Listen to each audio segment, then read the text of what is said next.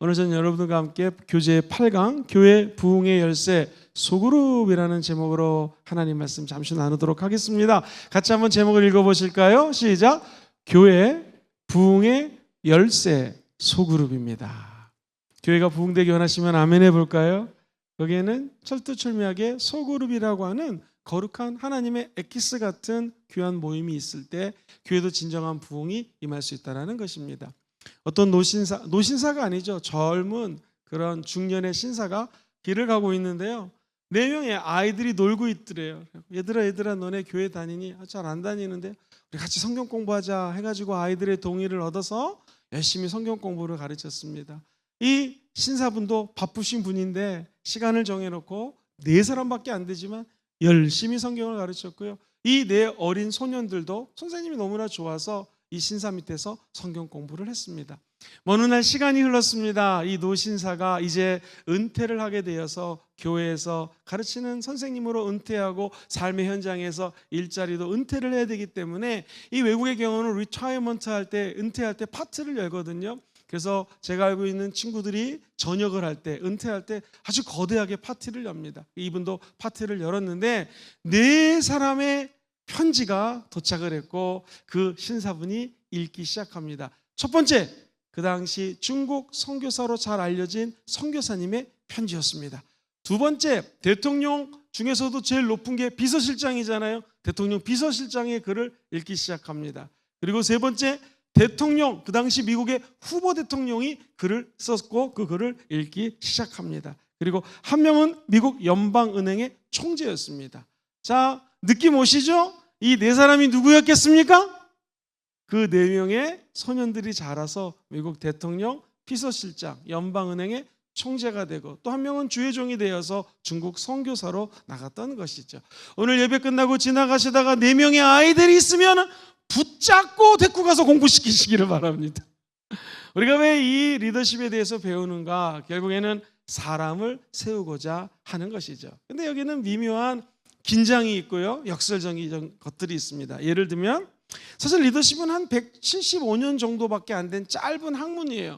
다른 학문들 예를 들면 우리가 이 스피치라든가 연설하는 것은요, 아리스토텔레스가 수사학 같은 걸 얘기했기 때문에 기원전에서부터 연구가 시작된 거예요. 근데 리더십은 Great Man Theory라고 해가지고요, We in Known이라고 하는 책이 나옴과 동시에 리더십의 연구가 시작됩니다. 뭐냐 하면 여기 위대한 사람을 연구해 봅시다 해가지고 위대한 사람들을 조사하고 연구했더니 공통점이 1번, 2번, 3번, 4번 있더라. 그래서 리더십은 위인드의 발자취를 따라가는 것이 리더십이다는 이론이었어요.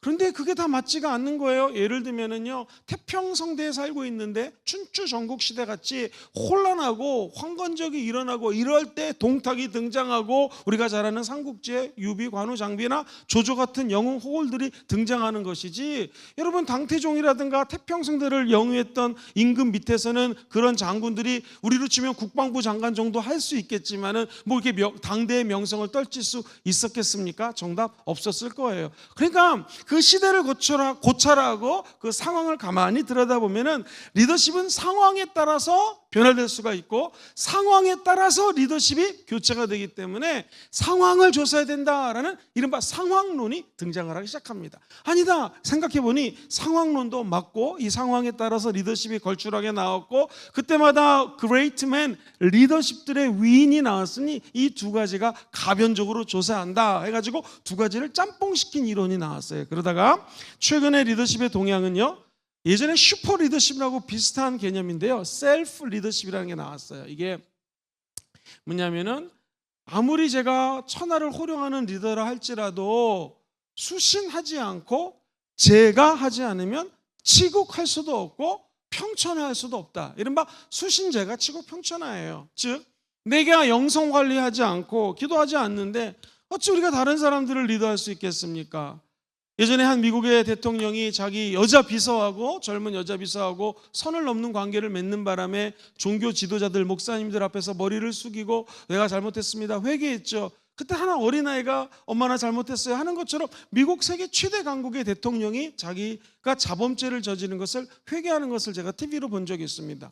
천하를 호령하는 리더라 할지라도 자기 스스로를 리더십을 가지고 자기를 개발하지 않고 그야말로 수신하지 않는데 어떻게 제가 집안을 다스릴 수가 있고 치국 나라를 다스리고 평천하 꿈도 못 꾸는 것이죠. 그래서 결국에는 리더십이 다른 사람들을 잘 이끄는 것보다도 중요한 것이 스스로를 잘 이끄는 이른바 셀프 리더십이에요. 여러 가지가 있지만 이 중에 한번 따라해 볼까요?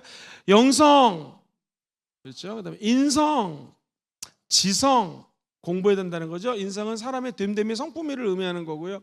체력 관리, 시작. 체력 관리. 시간 관리, 시작. 시간 관리. 뭐 이런 것들입니다. 그다음에 또 사회성이랄까요? 인간 관계를 맺는 사회성들, 이런 이 모든 것들을 스스로 리더십을 가지고 자기 스스로를 인도할 때 참된 리더가 된다. 이거 맞는 말이죠. 그래서 리더로 가는 것은 이런 후보 대통령, 대통령 비서실장, 선교사들 성경 공부하면서 제자들을 양육하는 것도 리더지만 자기 스스로에 대한 리더십을 확고하게 하고 하나님을 닮아가며 예수 그리스도를 찬양하며 성령의 인도함을 받는 이른바 스스로 셀프 리더십이 된 사람이 다른 분들도 인도할 수 있다는 것이죠. 우리가 여기 왜 모였습니까? 바로 자기 자신이 하나님께 기도하고 지혜를 간구하고 우리가 예수를 닮아가는 일련의 과정이 있기 때문에 이런 소그룹 리더 학교라든가 자꾸 공부하고 기도하고 세미나를 듣고 하는 이유가 여기에 있어요. 또 하나는요, 이거는 제 얘기가 아니라 이 세상 사람들이 얘기하는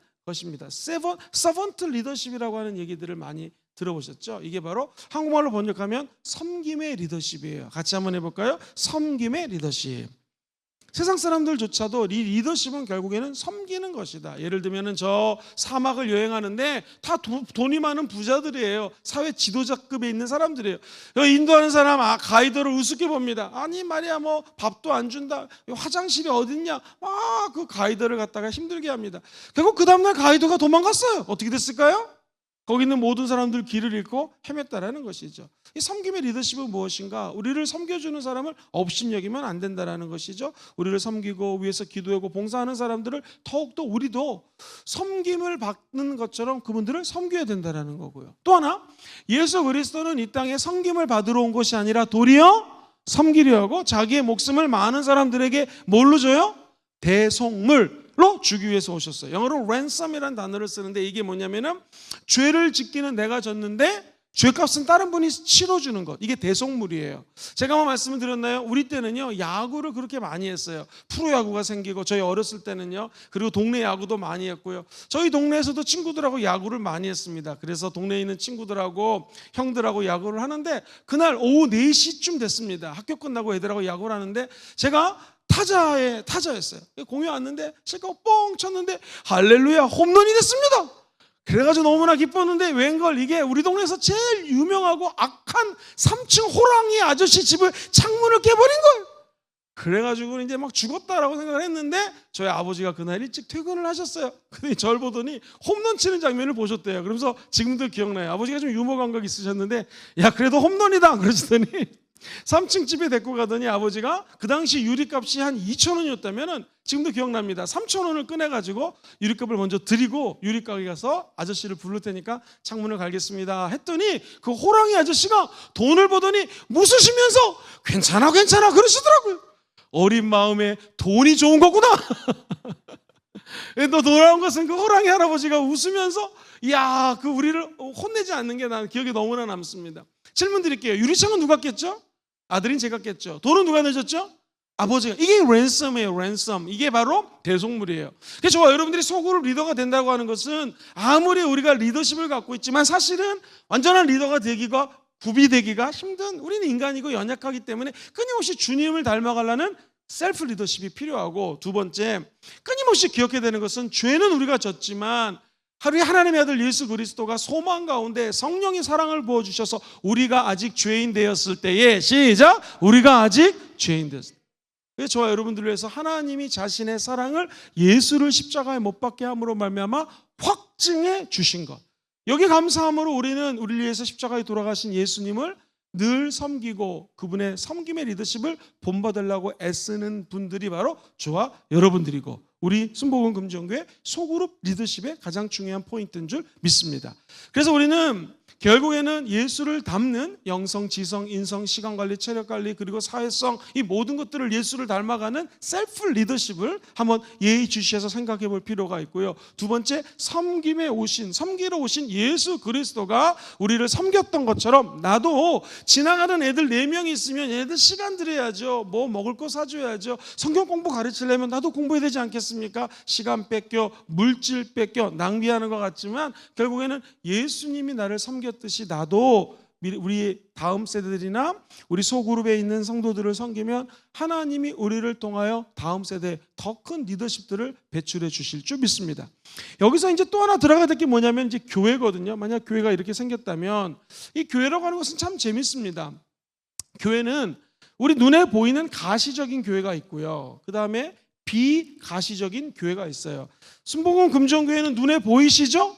지나가던 분들이 우리 교회 십자가를 보면 그렇게 가슴이 설렌대요. 왜냐하면 이 지역이 어떤 지역입니까? 이 범어사는요, 제가 학교 다닐 때 교과서에도 나왔던 절인 거 아십니까?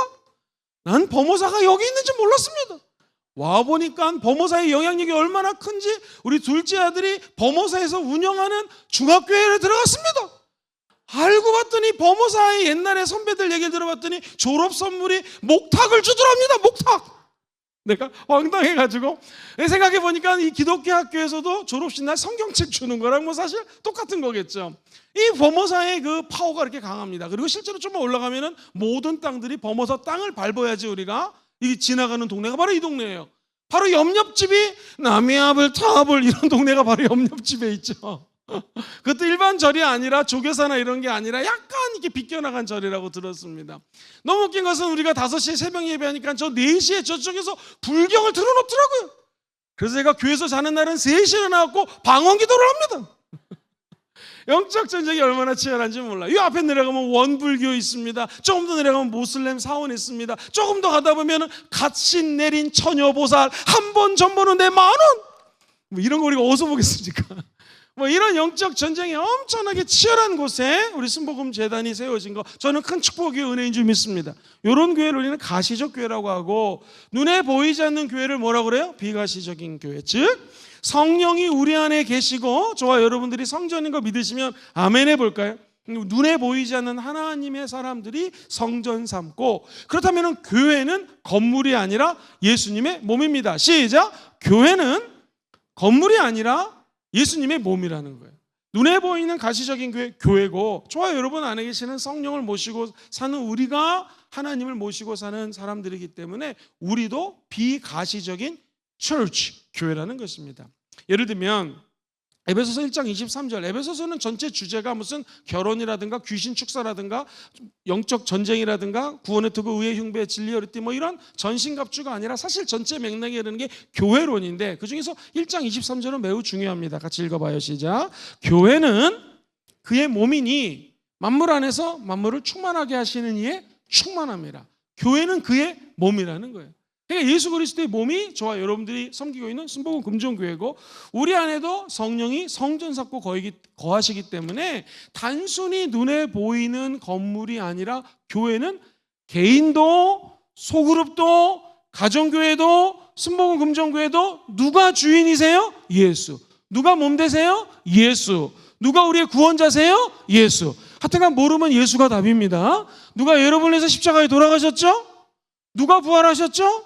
누가 내가 아버지께로 가면 너에게 성령 보내주신다고 그랬죠? 예수님. 누가 성령이 보내시면 권능받고 증인된다고 그랬죠? 예수님. 성령 임하면 교회가 탄생될 것을 우리 예수님이 베드로를 통하여 이렇게 얘기하셨죠? 내가 너의 이름을 시몬, 흔들리는 갈대가 아니라 베드로, Rock of Salvation, 한국말로 얘기하면은 반석으로 바꾸리니 그 반석 위에 뭐를 세우겠다? 교회를 세우겠다. 마태복음 16장 그 교회에 대한 예언을 실제화시키신 분 예수. 그렇다면 우리가 섬기는 순복음 금종교회 이 교회는 눈에 보이는 가시적인 교회예요. 성령이 거하는 우리 예수 그리스도가 몸된 교회라는 거예요. 그래서 우리가 기도할 때 몸된 교회라는 단어를 쓰는 이유는 여기에 있습니다. 다시 말해서 교회는 단순히 건물이 아니라 예수 그리스도의 몸된 교회다. 교회를 그리스도의 몸이라고 할 때 소그룹은요 몸을 이루는 각 구성체들이 있지 않겠습니까? 자, 예를 들면은 제가 예전에 한 20년 전일까요? 2층에서 내려오다가 껌껌했는데 1층에 이 식탁에다가 발을 탁 디뎠는데 엄청나게 아팠습니다. 실제로 한 3개월 동안 제가 고생했던 기억이 있습니다. 이 외국에서 공부할 때 2층, 1층, 2층 작은 집이었는데 1층에 뭘 가지러 갔다가 불이 안 켜져 있는데 거기 탁자를 놓은 줄 모르고 한번 발을 여기에 정강이를 찍혔는데 3개월 고생하더라고요. 여러분, 이 큰 몸에 요 무릎팍 밑에 있는 정강이는 요만큼 찍혔어요. 얼마나 아픈지 옛날 군대에서 조인트 맞는 그 자리인데 3개월 동안 아파가지고 뭐 별의별 거 다 붙여봤는데 3개월 동안 정말 아팠습니다. 그러니 우리 몸에 요만큼만 다쳐도 3개월 아프지 않습니까? 그것처럼 소그룹 하나하나가 몸된 교회 구성을 이루고 실제로 한 소그룹이 아프면 우리가 다 같이 아파야 된다는 거예요. 그래서 옛날에 우리 학교 다닐 때 학급에서 이 대대적인 환경미화 했던 거 기억나시죠? 그러니까 1반, 2반, 3반, 4반 여러 가지 반이 있는데 선생님이 반별로 조를 만들었거든요. 근데 그 한 조가 뒤를 맡았어요. 이 조가 얼마나 열심히 하는지 막 뒤를 갖다 열심히 하는데 다른 옆에 앞에를 맡은 조원들이 좀 도와주어라 그랬는데 야, 우리 여기가 1등 해야 돼 하면서 막 뒤를 열심히 꾸몄거든요. 근데 실제로 이 반은 뒤는 잘 꾸몄지만 옆이랑 앞이 잘 꾸며지지가 않고 환경미화가 안 된 거예요. 근데 두 번째는요, 뒤도 잘했지만 서로 도와가지고 야, 너희들 앞에 하는데 힘들지? 우리가 의자 받쳐줄게 해가지고 열심히 단합을 했더니 이 두 번째 반이 더 점수가 높게 나왔고 환경미화에서 1등을 했다. 뭐 이런 비슷한 경험들이 있으실 거예요. 교회가 똑같습니다. 이 소그룹이라고 하는 것은 전체 교회의 한 부분이고 이 소그룹들이 모여서 교회가 되는 것이지 내 소그룹만 잘 된다고 해서 우리 교구만 잘 된다고 해서 우리 원 미팅만 잘 된다고 해서 교회가 서는 게 아니에요. 그래서 나는 우리 소그룹은 전체 교회의 한 부분으로 우리 소그룹 리더들이 내 소그룹 구성원들을 섬길 뿐만 아니라 우리 소그룹이 누구를 섬길 수 있어야 돼요? 예수. 왜냐하면 몸된 교회이기 때문에 예수의 누가 교회의 머리예요? 예수 그리스도. 전체 교회의 목회 방향과 하나님의 교회에 있는 모든 질서에 따라서 교회를 섬길 수가 있을 때에 이 소그룹의 역동성도 나타나고 올바른 방향성을 잡게 된다는 거예요. 자, 교회는 그렇기 때문에 굉장히 재미있는 역설적인 기관이에요. 교회는 눈에 보이는 가시적인 교회, 비가시적인 교회. 그러면서 내가 리더십으로서 우리 구성원들을 섬기지만 또한 우리 전체가 하나님 나라를 섬기고 예를 들면은 1홈, 2홈, 4홈, 4홈들이 모여서 한 원을 이루고 이 1원, 2원, 이 홈미팅 원이 또 한 교구를 이루고 교구가 또 여러 개 9개가 모여서 순복음 금종교회를 섬기고 우리 순복음 금종교회가 전 세계에 있는 유일한 교회가 아니죠. 유니버설 처치라는 거 원래 영어로는 캐톨릭한 처치로 번역이 되어 있는데 공교회예요. 우리 교회도 공교회가 또 하나님 나라를 위해서 섬기는 그래서 작은 소그룹들이 점점 커가서 하나님의 나라의 확장을 일구는 것이 바로 우리가 얘기하는 기독교의 소그룹의 중요한 포인트라는 거예요. 그렇다면은 교회는 종교 조직, 시스템이 아니라 세상에서 얘기하는 조직이 아니라 영적인 가족이라는 것이죠. 같이 읽어볼까요? 시작. 교회는 종교 조직이 아니라 영적인 가족이에요. 먼저 빌립보서 4장 1절 말씀 읽어볼게요. 자, 빌립보에 있는 성도들에게 사도 바울이 감옥에서 쓴 글이에요. 같이 읽어볼까요? 시작. 그러므로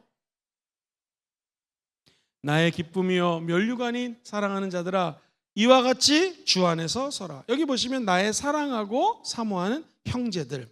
하나님 앞에서 바울하고 빌립보 교인들이 형제처럼 끈끈했다라는 거예요. 친밀감이 있었다라는 거예요. 이 교회는 뭐냐면 하나님 아버지를 모시는 형제요 자매라는 것이죠. 다시 말해서 상대방의 허물을 덮어주고 가족끼리 잘못된 게 있으면 서로 용서하고 사랑해 주는 것처럼 교회라는 조직은 소그룹 하나하나에도 사랑이 넘치지만 내 소그룹과 다른 소그룹이 영적인 가족으로 얽혀 있고 묶여져 있고 또 다른 가족이 또 묶여져 있는 사랑의 공동체라는 것입니다. 그래서 저는 축복합니다. 여기 계신 모든 성도님들의 소그룹이 영적인 대박이 터질지어다, 부흥될지어다. 근데 우리 소그룹만 잘 되는 것이 아니라 가족이기 때문에 전체가 다 잘 될 수 있도록 서로가 서로를 섬기면서 서번트 리더십을 발휘하면서 뿐만 아니라 한 리더가 셀프 리더십을 발휘해서 스스로 예수를 닮아가려고 노력하는 것. 이 두 가지가 양날의 검처럼 서로가 엮여져 있는 것이 바로 교회요 소그룹의 핵심 포인트라고 이야기를 할 수가 있습니다. 자, 그렇다면은 오늘의 본론인데요. 왜 소그룹이 지금 말씀드렸던 걸 한번 배경으로 생각하시고 좀 더 깊이 들어가 보겠습니다. 왜 소그룹이 교회 안에서 잘 정착이 돼야 됩니까? 라고 물으신다면, 이 소그룹은 교회 안에 교회입니다. 시작. 소그룹은 교회 안에 교회이기 때문에 그래요. 교회가 있죠. 순복음 금정교회 안에 또 다른 교회가 있는데 이게 바로 소그룹이에요. 여러분의 담임 목사님의 이름이 누굽니까? 물론 예수님이 우리 교회 주인이시고 그 다음에 질서를 따라서 담임 목사님을 세우셨죠. 담임 목사님의 이름이 누굽니까? 아이고, 제가 얼굴이 빨개지네요. 아니, 근데 아직 제 이름을 못 외우는 사람이 있습니까? 한번 외쳐보시죠. 시작. 예. 누가 또 김영근 그렇게 또 거기 끝나. 상관없어. 저는 주의 종이니까 김영근 맞습니다. 김영근이 우리 이 순복음 금정교회 담임 목사로 사역을 하고 있지만 저 말고도 부교육자님들이 계시고 또 평신도 리더십의 대표로 장로님들, 권사님들, 안수집사님들 이렇게 조직이 되어 있습니다. 그렇죠? 그렇게 따지자면 소그룹 리더는 마치 김영근 담임 목사가 우리 교회 전체 사역을 총괄하고 책임을 지는 것처럼 본인이 맡은 소그룹의 총괄을 하고 영적인 가장으로서, 영적인 아비로서, 영적인 리더십으로서 그 조직을 책임지는 분이 바로 소그룹 리더예요. 그러니까 소그룹 리더는 너무너무나 중요한 것이죠. 그래서 성경에서 얘기하는 소그룹 여러 가지가 있지만 성경에서 아주 많이 강조를 하고 있는데 이렇게 요한복음은 얘기를 하고 있습니다. 요한복음 13장 35절 시작. 너희가 서로 사랑하면 이로써 모든 사람이 너희가 내 제자인 줄 알리라. 자, 진정한 교제, 진정한 사랑이 소그룹에 있다면 외부 사람들이 그 소그룹 사람들을 보고 제자인 것을 안다라는 거예요. 결국 소그룹의 엑기스는 뭐냐면 사랑이라는 것이죠. 제자화 되는 것입니다. 우리 주님이 몇 명의 제자를 키우셨죠? 12명의 제자를 키우셨죠. 그런데 그 12명이 전 세계에 나가서 복음화 시켰던 것처럼 하나님은 저와 여러분들을 통하여 아까 얘기했던 그 신사처럼 4명이라도 좋습니다. 12명이라도 좋습니다. 천국 가는 날까지 정말 거룩한 영적인 자녀가, 제자들이 12명 이상 세워지게 되기를 주의 이름으로 축원드립니다. 성경은 소그룹의 사랑을 통하여 역동성을 강조하고 결국 제자를 삼는 것이 우리 예수님의 뜻이라는 것이죠. 하늘과 땅의 모든 권세를 나에게 주셨다. 우리 주님 말씀하시면서 뭐라고 그래요? 너희들은 가서 모든 족속으로 뭐를 삼아라? 제자를 삼아. 아버지와 아들과 성령의 이름으로 침례를 주고 내가 너에게 가르쳐 지키게 한 모든 말씀을 너도 또한 가르쳐서 그들도 지킬 수 있도록 하라. 그러면서 내가 세상 끝날까지 너희와 함께 있을 것이라고 약속을 해주셨죠. 그 약속의 말씀 따라 우리는 제자를 양육하는 것이고 내가 배웠던 하나님의 말씀을 그 사람들 따를 수 있도록 제자를 양육하는 것이고 주의 명령에 따라서 우리 하나님의 아들 예수 그리스도 이름으로 침례를 주는데요. 침례가 성경에 봤더니 물침례, 불침례, 성령 침례. 시작. 물침례, 불침례, 성령 침례 3가지가 있더라는 거예요. 물침례 우리가 얼마 전에 했죠. 이것은 성령 침례 받기 전에 모든 사람들 앞에서 공표하는 거죠. 나 우리 순복음 금정교회 성도가 되었습니다. 물침례. 그 다음에 또 불침례를 받아야 돼요. 뜨겁게 불러.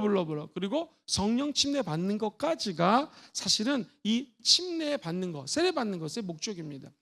저와 여러분들은 제자를 양육하고 세우되 그들이 물침례, 불침례, 성령침례 다 받게 되기를 주의 이름으로 축원드립니다. 두 번째는요. 교회 본질적인 가치가 뭐냐? 왜 교회가 세워져 있느냐? 했을 때 소그룹이라는 거예요. 여러분 이걸 한번 교재를 보실 필요가 있어요. 72페이지 보시면 위에서 한 8번째 줄 가로친 2번을 보시면 교회의 본질적인 가치라고 그러면서 영어가 적혀져 있습니다. coming이라는 것은 함께 모여라 와라라는 거예요. 72페이지입니다. 72페이지 보시면 위에서 한 8번째 줄 될까요? 함께 와서 coming이거든요. 하나 되는 것을 영어는 unity라고 그래요. 근데 재미있어요. 커뮤니티라는 단어 굉장히 많이 쓰거든요. 여기 공동체인데 공동체란 일단 다 같이 와라. 그리고 하나의 유니트가 될 때 커뮤니티, 공동체가 된다는 거예요. 다시 말해서 전체가 하나가 되고 하나가 전체가 되는 거예요. 와보라 우리 주님 말씀. 근데 이거 와보라가 커맨시거든요. 일단 오라는 거예요. 와서 유니티, 하나가 되는 것이 공동체입니다. 그러니까 이 하나라고 하는 것은 교회의 본질적인 가치니까 소그룹 하나하나가 커밍, 와서 이렇게 예배를 드릴 때 이게 하나님의 공동체가 된다는 거예요. 예를 들어 보겠습니다. 항상 남산교구부터 먼저 외쳐서 죄송합니다. 남산교구 외치면 두 손을 높이 들고 할렐루야 아주 큰 소리를 해보세요. 누구 목소리가 큰지 보겠습니다. 남산교구 할렐루야. 감사합니다. 사랑교구 준비하세요. 사랑교구 마음에 안 듭니다. 자, 이번에는 그러면 우리 양산교구 가보겠습니다. 양산교구 시작. 할렐루야. 좋습니다. 이게 하면 갈수록 또 목소리가 커지는데요. 자, 어쨌든 사랑교구, 남산교구 시간 관계상 이렇게 세 교구를 외쳤는데 이 교구 하나가 모여서 이 교회를 이루는 것처럼 속으로 하나하나가 교구를 이루는 것처럼 결국에는 모여서 유니티가 되는 것을 커뮤니티, 공동체라고 이야기를 하는 거죠. 교회의 본질적인 가치는 개인 하나하나, 셀프 리더십을 통하여 성도 하나하나, 그래서 서로가 서로 섬기면서 구역 하나하나, 우리 치면 홈미팅 하나하나, 그리고 교구 하나하나 모여서 교회를 이룬다. 자, 세 번째 같이 읽어볼까요? 목회 현장의 시작. 목회 현장의 한계를 극복하기예요. 한번 예를 들어볼까요? 지금 제가 이렇게 강의를 하지만 일반적인 목회를 할 때는 또 설교를 할 때는 속으로 미팅을 설교 끝나고 하기가 쉽다 어렵다? 예배 시간 안에 어려워요. 그래서 제가 아는 예배학자는 우리나라의 예배를 다 바꿔야 된다. 목사님이 설교하고 난 다음에는 두세 사람이 짝을 이뤄서 오늘 메시지가 뭐였는데 무엇을 제일 은혜 받았습니까? 삶에 뭘 적용하기 원합니까? 오늘 목사님의 말씀 중에서 가장 인상적인 것은 무엇입니까? 라고 모든 대예배에 토론하는, 옆 사람하고 디스커션하는 시간을 만들어야 된다고 주장하는 학자가 있을 정도로 사실 이 공예배에서 중요한 것은 그날 예배에 말씀 받은 것들을 서로 나누는 거거든요. 근데 우리나라는 그걸 하기가 제도적으로 참 어렵습니다. 그래서 주일 예배 1부 끝나면 2부 해야죠. 2부 끝나면 또 잽싸게 주차 봉사하시는 분들 내려가야 되고 3부 준비해야 됩니다. 3부 끝나면 또 청년들이 모여서 예배를 드리기 때문에 이런 소그룹이나 나눔이나 내가 뭘 은혜 받았습니다 라고 얘기할 수 있는 시간이 한국 공교회 예배들은 거의 없어요.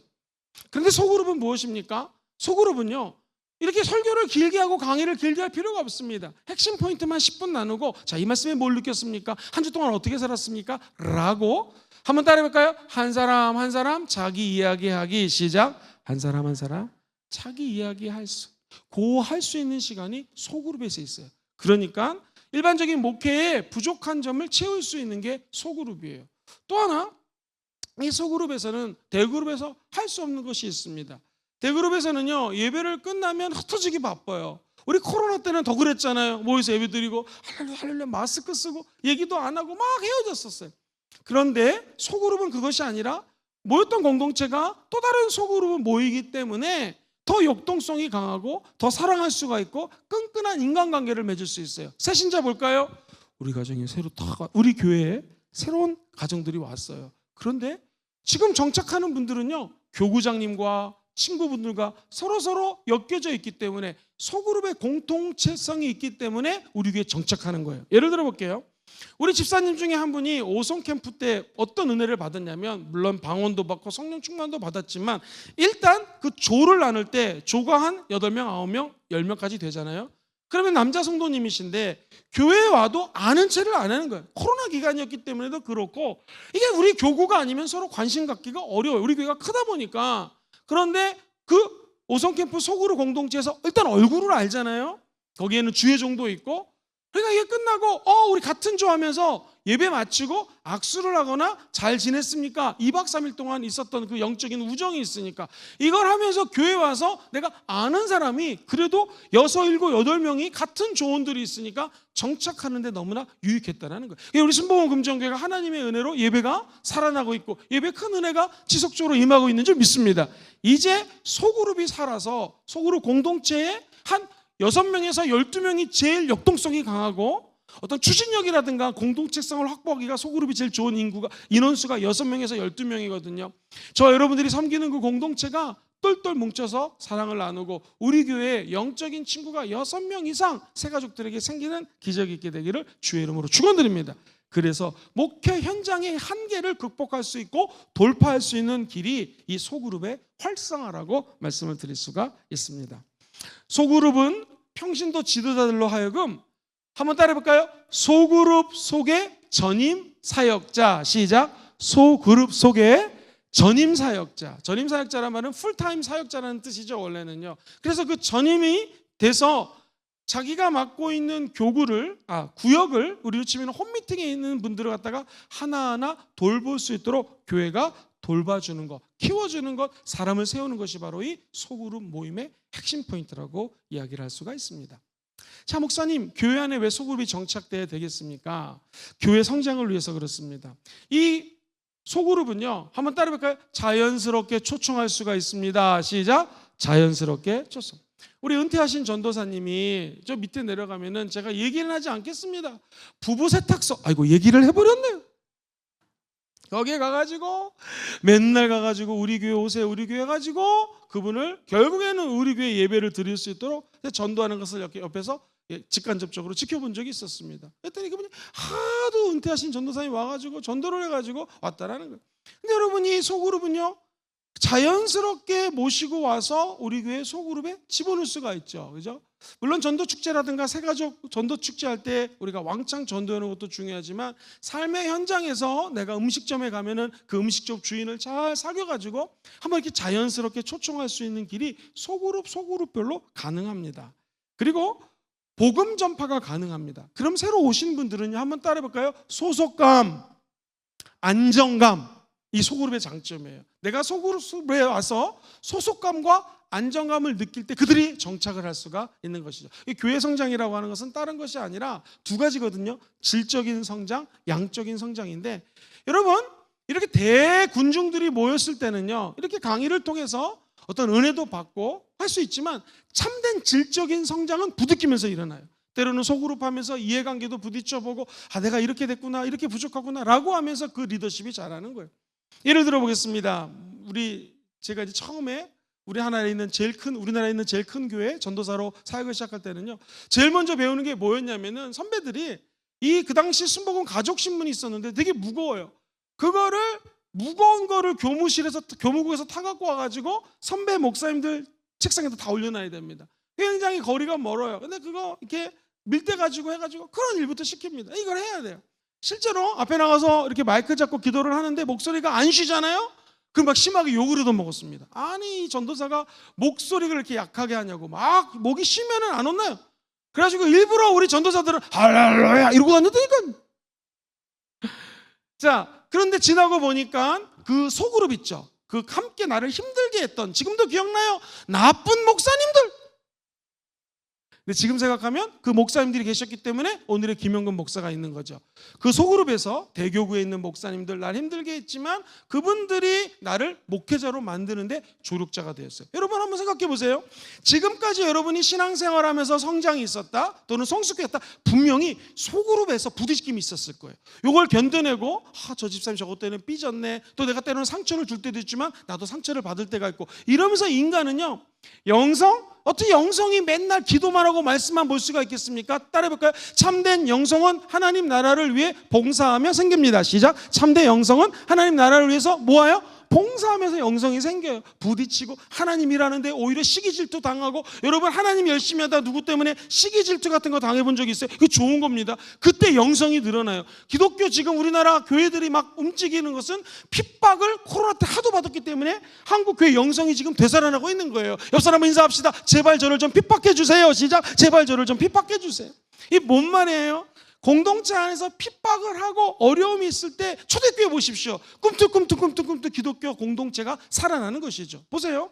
인성이라고 하는 셀프 리더십, 어찌 인간이 혼자 자기 인성을 예수 닮아가려고 채찍질하면서 그게 가능합니까? 아니요. 인성이라는 것 자체가 사람과 부딪히면서, 우리가 환난 중에서도 즐거워하나니 환난은 인내를, 그 인내는 누구라 인내? 내 자신과의 인내도 있지만 다른 사람과의 그 부딪힘이잖아요. 인내는 연단이 영어로 뭐라고 그랬다고요? 캐릭터, 성품이, 인성이 예수 닮아가는 거지. 그리고 연단은 소망에 이르고, 이것 때문에 예수가 이 땅에 오신 것이 되었고, 좋아요. 여러분들을 성령님이 사랑을 부어주셔서 우리를 인간다운 인간, 예수 믿는 사람으로서 성숙시켜 주는 것이죠. 지성, 여러분이 하나님을 아는 것만큼, 한번 따라해볼까요? 하나님을 아는 것과 하나님을 믿는 것이 하나가 되어서, 시작. 하나님을 아는 것과 하나님을 믿는 것이 하나가 돼. 하나님 믿는 게 영성이라면 하나님을 아는 게 지성이에요. 옛날에는 아담과 하와가 선악과를 먹으면 모든 걸 안다고 하니까 선악과를 따먹었기 때문에 이 죄가 들어왔으니까 옛날에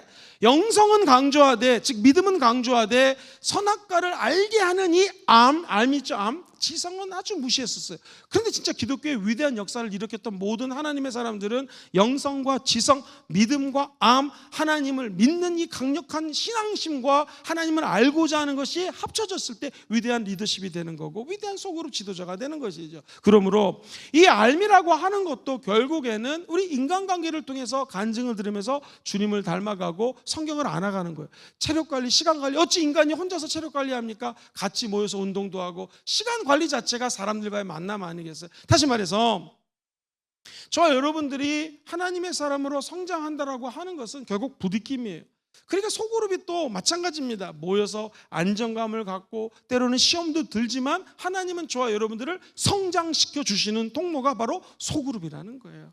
소그룹 하실 때 하는 일 열심히 하지만 힘들고 어려운 분들 좋은 일이 일어나게 될 줄 믿습니다. 그래서 소그룹은 영적으로 또 질적으로 성장하기에 좋은 곳이 바로 이 소그룹이고, 이런 부딪힘 속에서 믿음도 성장하고 소그룹도 성장하고 교회도 성장할 수 있다는 것이죠. 자, 다음에 한번 따라해 볼까요? 인간의 기본적인 필요입니다. 시작. 인간의 기본적인, 우리 인간은요 친교, 펠로우십, 교제하기를 원합니다. 근데 이 소그룹에서는 교제가 가능하죠. 한번 따라해 볼까요? 격려하기. 격려가 소그룹에서 가능해요. 이렇게 많은 사람들 앞에서 격려하는 것은 그냥 할 수는 있지만 진정성 있는 격려는 참 어렵죠. 근데 소그룹에서는 얼마든지 격려가 가능하고, 힘든 시대를 살고 있잖아요. 서로 힘낼 수 있는 용기가 바로 이 소그룹에서 가능합니다. 사랑하고 섬기는 것, 사사로운 문제까지도 서로를 위해서 기도할 수 있는 것, 소그룹에서 가능하다는 것이죠. 자, 6번째, 같이 한번 저를 따라해 보시겠습니까? 사회의 요청이므로. 시작. 사회의 요청. 안정감, 소속감, 이런 거는 우리가 잘하는 것처럼 이 땅에 살면서 필요한 것입니다. 메슬로의 이 5가지 인간 그 소망이나 열망을 보면은요, 처음에는 먹고 사는 거예요. 그러다가 자존감, 그리고 자기 자신의 자아 성취를 위해서 우리 인간이 존재하는 거거든요. 다시 말해서 안정감이라든가 내 자아를 실현할 수 있는 것, 점점 존재 가치가 높아져 가는데 이 소그룹은 꼭 절대적이라는 거예요. 우리 이 사회를 보십시오. 너무나 이기적으로 다 바뀌고 있죠. 현대 사회는 무엇입니까? 경쟁 구도예요. 그래가지고 사람들이 만나면 전부 다 경쟁을 합니다. 이기적인 인간관계를 맺고 있어요. 이때 필요한 게 따뜻한 소그룹이죠. 나는 우리 순복음 금정교회가 이 사회가 점점 타락을 하고 개인주의가 되고 만모니즘, 물질을 추구하는, 물질이 전부인 것으로 살고 있는 사람들을 향하여 저와 여러분들이 섬기는 소그룹은요, 반대로 서로를 인정해주고 소속감을 갖게 하고 사랑을 느끼고 이 사회에서 정말로 따뜻한 소그룹으로 자리매김하시게 되기를 예수님 이름으로 간절히 축원드립니다. 제가 한 가지 이야기를 하고 오늘은 좀 수업을 마치고 내일 마무리를 하도록 하겠습니다. 이 이민 사회는요, 제일 힘든 것이 처음에 이민을 오면은 영어가 좀 힘듭니다. 이건 뭐 영어권이 아니라 어느 나라나 마찬가지겠죠. 그 나라 언어를 알아야지 문화를 아는데 그게 어려워요. 그러니까 대부분의 이민 오시면 하시는 일이 청소예요. 근데 청소를 하면 안 하던 허리를 쓰니까 허리를 많이 다치시고, 한번 말씀을 드렸죠. 또 하나 일 중에 타일 까는 일을 해요. 타일 아시죠? 바닥에 타일을 까다 보니 이 특히 상체가 무거운 그 체형이 있는 분들은 무릎을 꿇지 않고 쪼그리고 앉아서 하다 보니까 무릎을 많이 다치고요. 세 번째는요, 페인트를 많이 합니다. 페인트. 그러니까 우리가 얘기하는 그 막일을 하는 거예요. 근데 참 호주의 경우는 이런 일을 하는 사람이나 정치, 무슨 뭐 회사의 사장이나 똑같이 동등하게 돼요. 쓰레기 청소하는 사람도 다 똑같다라는 거예요. 우스갯소리로 이민 오시면요, 차가 벤츠예요. 엄청 좋은 차인데 트렁크 열면 청소 도구가 있습니다. 근데 한번 이런 적이 있습니다. 청소하시는 분들이 주로 언제 청소를 하냐면 이 시간에 일터로 나갑니다. 왜냐하면 사람들이 일을 다 마치고 퇴근한 시간에 가서 시내에 가서 7, 8시부터 일을 시작해가지고 새벽 1, 2시, 어쨌든 새벽 4시까지 일을 하고 집에 갑니다. 자, 그렇다면 이분들은 소그룹을 언제 해요? 새벽에 아이들 학교 보내고 그 다음에 잠을 잔 다음에 오후 늦게 2, 3시에 모여서 그 소그룹을 합니다. 구역 모임을 가져요. 그리고 저녁을 먹고 또 일터로 가요. 낮과 밤이 바뀌는 것이죠. 때문에 이런 적이 있었습니다. 제가 섬기던 교회에 스트라트필드라고 하는 한인들이 많이 모이는 지역에 이렇게 주로 청소하시는 분들이 모여서 소그룹을 하는데, 어떤 분이 주로 육체적인 일을 하는데 완전히 허리가 나간 거예요. 그래서 일을 더 이상 청소를 할 수가 없게 됐습니다. 남아있는 분들이 기도를 하다가 이 가정을 위해서, 우리로 치면은요 월세 같은 거 있죠. 사실은 주당 돈을 내는데 우리 이제 한국식으로 얘기하면 월세를 1년 넘동안 뒤에서 내주기 시작하십니다. 그래서 결국에는 1년 동안에 그분이 치료가 되었고, 나중에 이분이 청소를 하다가 다른 사업을 따게 되면서 한 건물 안을 청소하는 어떤 축복이죠. 한 건물을, 굉장히 큰 건물을 청소할 수 있는 권한을 따게 됩니다. 어떻게 됐을까요?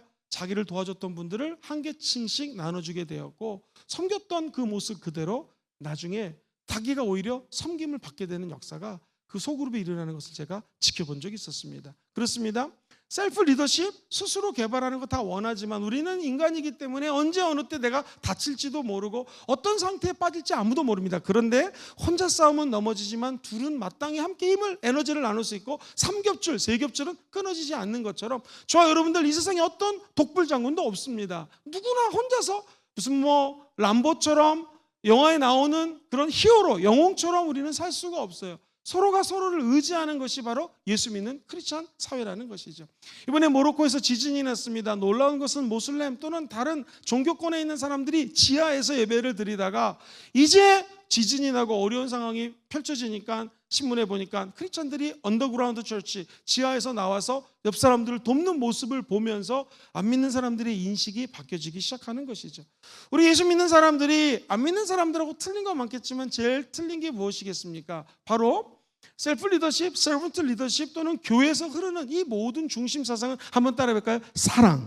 사랑이죠. 소그룹 안에서의 사랑. 이 사랑이 결국에는 심은 대로 거두는 것이고, 받는 것보다 주는 자가 복되다고 하지 않습니까? 결국 우리가 서로를 위해서 나누고 섬기고 봉사할 때 하나님은 그것을 통하여 30배, 60배, 100배, 1000배, 만배로 저와 여러분들에게 돌려주는 역사가 있게 될 줄 믿습니다. 한 청년이 있었는데요. 이 청년이 이제 영어를 공부하면서 어렵게 이민 생활을 하고 있었을 때입니다. 그런데 옆집에 보니까 호주 할아버지가 계셨는데요. 아무도 이 할아버지를 찾아가지 않더래요. 그래서 이 한국 청년이 영어가 부족하지만 똑똑똑똑, 할아버지 저는 옆에 사는 한국에서 온 누구누구 합니다. 흔히들 미스터 강이라고 얘기를 하죠. 미스터 강이라고 합니다. 근데 이 미스터라는 단어는 사실 아무에게 쓰지 않고요, 교수나 높은 사람들에게 미스터라는 단어를 쓰는데, 할아버지가 허허 웃으면서 미스터 강 반갑다고 하면서 맨날 친구가 되드렸어요. 소그룹이죠, 소그룹. 그래서 이 할아버지가 이 청년이 오기를 늘 기다렸고, 한국 친구들을 같이 와서 신라면도 끓여드리고, 라면이 1달러거든요. 1,000원, 1,200원인데 한국에는 한 6, 700원 할 때요. 라면이 한 2배 비싸지 않습니까? 근데 그 라면도 끓여드리고 할아버지랑 같이 소그룹 모임을 하기 시작했습니다. 그런데 이 할아버지가 어느 날 돌아가시게 생긴 거예요. 참 신기한 것은 가족이 있는 줄 몰랐는데 아들이, 내 기억에 4명인가? 할아버지가 돌아가신다고 하니까 아들들이 갑자기 나타난 거예요. 질문 드리겠습니다. 왜 나타났을까요? 유산 때문에 나타난 거예요. 우리나라는 유산을 남기면 세금이 많이 나가잖아요. 호주는 세금이 없어요. 그냥 거의 자녀들에게 갑니다. 그러니까 아들들이 갑자기 돌아가시기 전에 한 주 전부터 잘해주기 시작한다는 거예요. 근데 할아버지가, 호주는요, 유언을 남기면 그 유언이 변호사가 와서 그 유언을 받아줬고 마지막 유언대로 그 법행이 집행이 됩니다. 질문 드리겠습니다. 할아버지가 3-4명의 아들에게 그 집을 남겨줬을까요? 아니면 소그룹 공동체에서 나를 섬기고 사랑했던 미스터 강이라고 하는 그 청년에게 나눠줬을까요? 정답? 어쩜 그렇게 잘하십니까? 그래가지고 한국 청년이 그 큰 호주 집을 소유하게 되었고요. 나중에 이분이 파이낸셜 전문가가 돼가지고 호주에 아주 유명한 저명한 파이낸셜을 담당하는, 재무 담당하는 설계사가 된 한 안수 집사님의 간증입니다. 여러분, 지나가다가 할머니 할아버지 혼자 계시면 무조건 찾아가시기를 바랍니다. 제가 드리는 말씀의 핵심은 뭐예요? 외롭고 힘들고 어려운 사람, 저와 여러분들이 돌보는 거, 이게 소그룹이 해야 될 일인 줄 믿습니다. 우리 저와 여러분들이 정말 셀프 리더십을 통하여 하나님의 사람으로 우뚝 서시고 섬김의 리더십으로 예수 닮아 서로 섬길 때 저와 여러분들의 공동체 십자가 사랑이 넘쳐나게 될 줄 믿습니다. 그 은혜와 은총이 우리 순복음 금주교회 모든 소그룹에 함께 계실지어다. 오늘 말씀을 같이 한번 정리하겠습니다. 73페이지 밑에서 세 번째 줄, 소그룹은 시작. 소그룹은 하나님의 세우신 교회와 어떤 관계를 맺어요? 유기적인 관계를 맺는 거예요. 교회의 목적과 일치를 해야 되기 때문에 눈에 보이는 교회, 비가시적인 교회 다 교회지만 하나님의 교회의 목적과 일치가 돼야 된다. 오늘 두 번째까지 읽겠습니다. 소그룹과 교회가 시작. 소그룹과 교회가 유기적 관계가 되려면 누구 중심? 예수 그리스도를 중심으로 뭘 가져야 돼요? 생명력을 가져야 합니다. 이 생명력이 사랑인 줄 믿습니다. 사랑의 생명력이 우리 교회에 충만할지어다. 오늘 다 같이 자리에서 일어나서 오늘의 기도 같이 읽고 뜨겁게 기도하는 시간을 갖겠습니다. 같이 읽어보겠습니다. 하나님 아버지 시작. 하나님 아버지, 그동안 저는 소그룹에는 적극적으로 참여하면서 전체 교회의 일에 대해서는 무관심할 때가 많았습니다. 제가 속한 소그룹만 잘 되고 성장하면 된다고 생각하고 교회가 어떤 목적을 향해 나아가고 어떻게 위기를 극복하고 있는지에 대해 무관심했습니다. 이제부터 예수 그리스도 안에서 저와 소그룹과 교회가 하나 되게 하시고 이를 위해 저부터 예수 그리스도의 몸된 교회를 위해 헌신하는 소중한 지체가 되게 하옵소서. 예수님 이름으로 기도드립니다. 아멘. 할렐루야. 이런 공동체가 될지어다.